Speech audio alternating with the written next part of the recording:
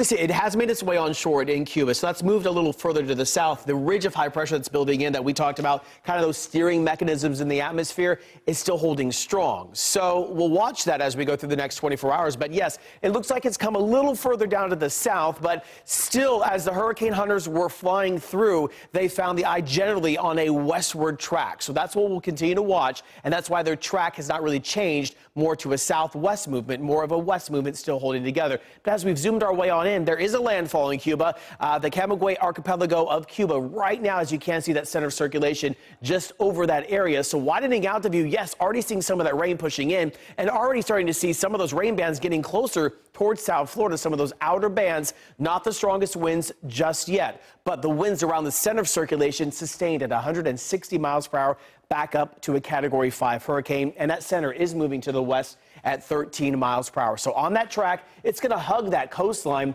all through the night tonight. Into tomorrow morning is the latest thinking. Then after that, starts to turn its way back into the Florida Straits. And then it looks like very early in the morning hours, probably 6, 7, 8 o'clock, as a Category 4 hurricane down through the middle to the lower Keys. Still very bad. And then it will continue to push its way to near Naples as we go into Sunday afternoon to the evening hours, and then continuing right along the west coast of Florida, and then pushing its way then into parts of South Georgia and Southwest Georgia as a tropical storm. By Monday evening, still a tropical storm, north sides of Alabama near Tennessee by the time we go to about Monday night into Tuesday, then Tuesday night with a lot of rain there.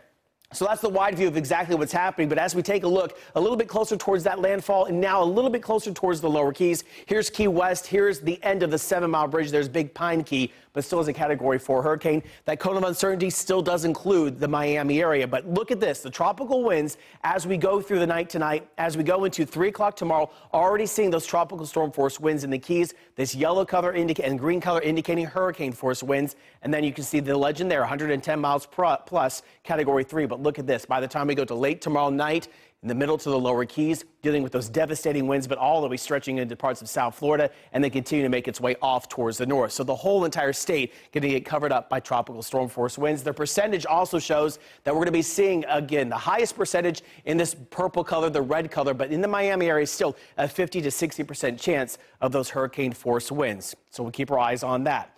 Jose, up to 155 miles per hour, strong Category 4 hurricane, possibly up to near Category 5, moving to the west-northwest. Katia is making its way onshore and downgrading to a Category 1 right now as it pushes its way to the west-southwest. Closer towards here in North Texas, no hurricane to talk about here. You just have to talk about how are we going to get outside? How are we going to enjoy our weather? Because sunshine is going to be in full force, mid to the upper 80s. We'll see that sunshine continuing into next week, back up to near average by the end of next week. So get outside and enjoy it, except for the ragweed.